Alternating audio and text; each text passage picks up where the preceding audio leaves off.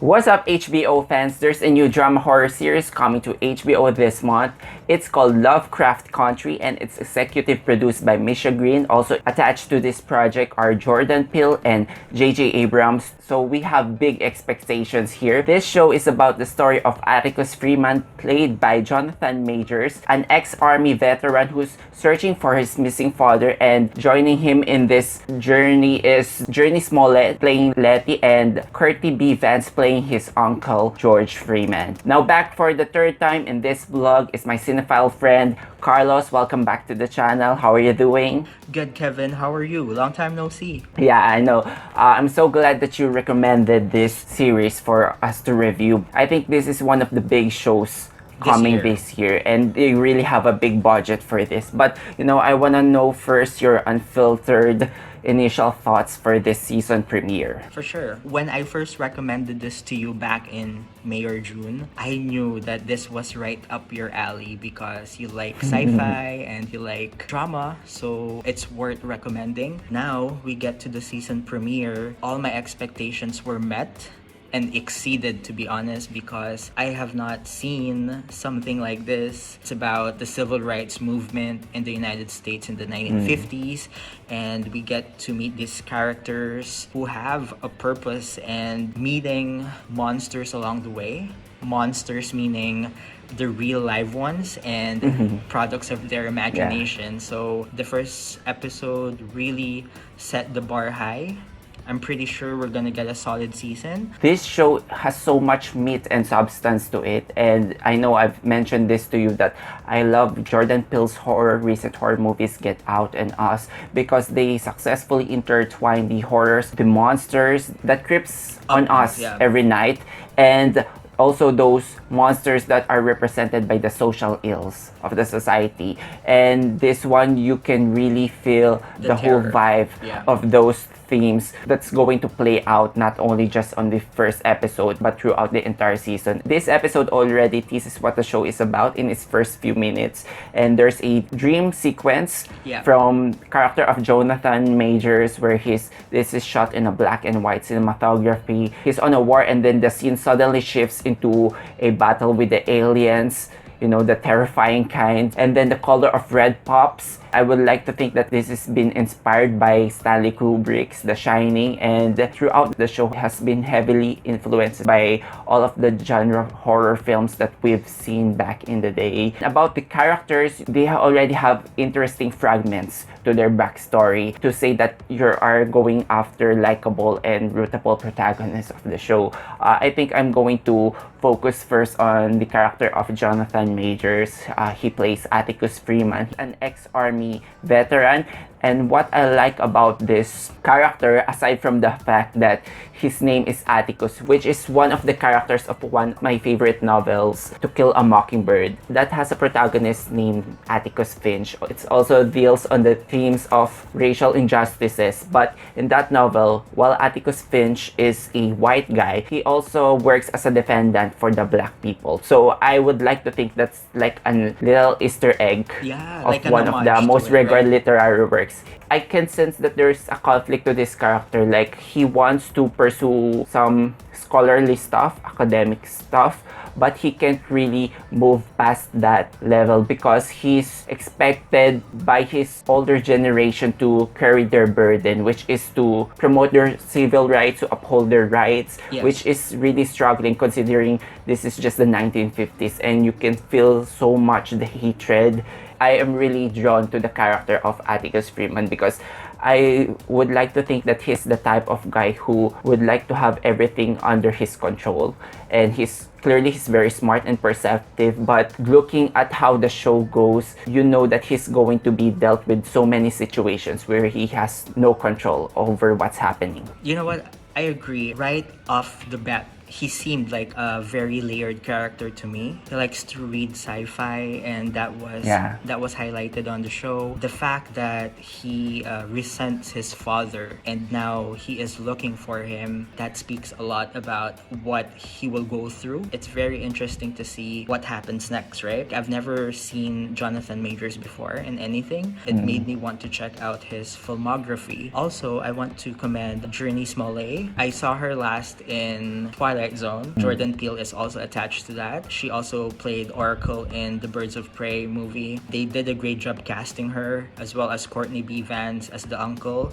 I think that his bond with Atticus will also be highlighted in the story in the future. Yeah, those three characters are awesome. I first seen Jonathan Majors in The Five Bloods, so you should go and check that out. But since you brought Twilight Zone, maybe let's do a little bit of comparison. I haven't seen all of those episodes.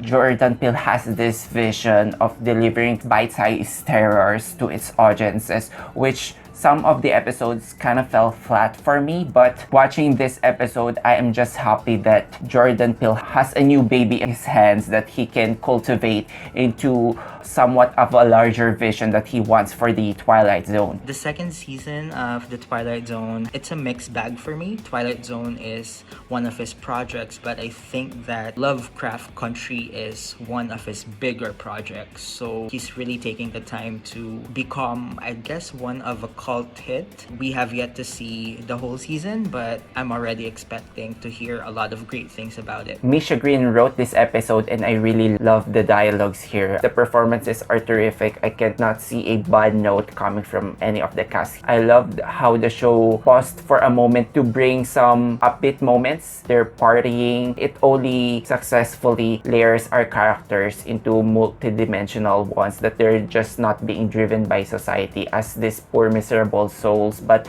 they also have their families, they also have their sources of joy. Yes. And yeah, I think this one is a good launch pad to these three characters as they went onto their journey. Exactly. We see them taking on the mission that they are supposed to do. From there, we will see more action and more development to their characters. Did you notice how it felt like a movie? Yeah, it did. Yeah, right? This episode alone scared me, agitated me so much that I felt like this is more effective than the previous horror films that I've seen. So here is your spoiler warning. We are going to discuss something big that's happened by the end of this episode. So if you haven't seen this one yet, I guess I speak for everyone when I say that go ahead and check this out, then come back later so we can enjoy this spoiler discussion. Okay, so we are going to talk about the two intense scenes that happen towards the end. The first one is when they arrived in this Sundown County. It's a place where the blacks, or what they call the Negroes, they should not be spotted on the place unless they will be gunned down. This is a legal thing. They are authorized to gun these people down.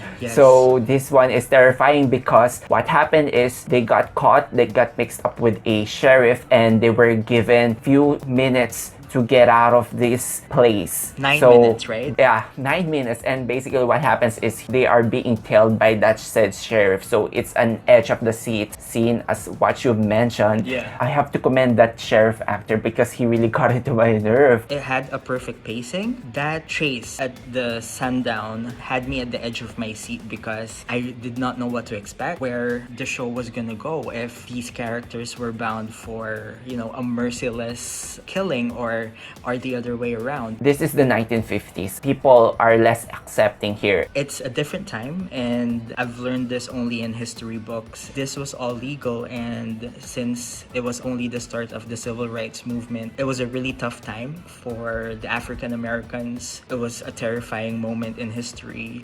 That scene alone with the police officer was done superbly, down to the chase down, and yeah, what happens next, Kevin, after that? They are being chased to the next town only to be met by another group of officers, and they were about to be executed. So here's the fun transition because the show presents you, look at these people, these are monsters. Oh wait, there are actual monsters here, because what happens is there's a huge beast. Oh my god, the character design for this monster. I don't know, if you want to see something terrifying, I guess you have to put so many eyes on it. This creature swings, it can dig under the ground.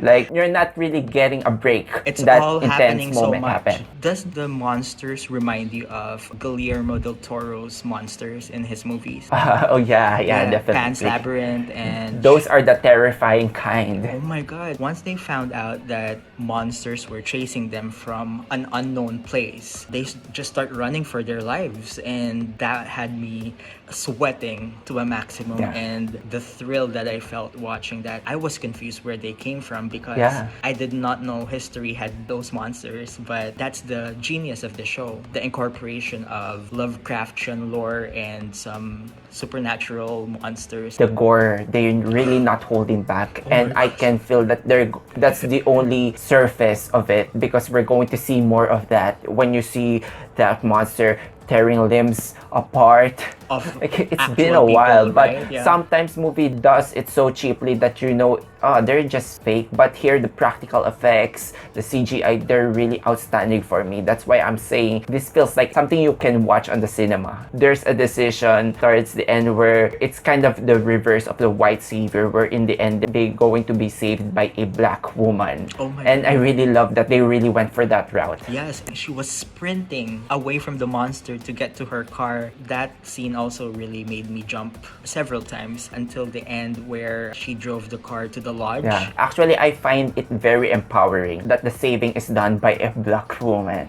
And I'm really expecting much from the character of Jurnee Smollett, because I can really tell that she's going to be a badass. Yeah, she's a fierce Yeah, woman, and her character is not a mild person. She's very determined and she has some struggles, and we are gonna see more of that. I guess I'm just really excited to watch it with you, like every week Yeah. as the episodes roll. It is a great indicator of how we can mix two genres together, which is social commentary and drama, and at the same time mix it with something different, which is supernatural and sci-fi. We are in for a great ride. This one really has a promising start. It created an air of mystery, the disappearance of his father, but at the same time, you were given so much, the right amount of thrills and the commentary to let you think that each episode won't be an empty episode. I hope everything is going to be as meaty as this strong start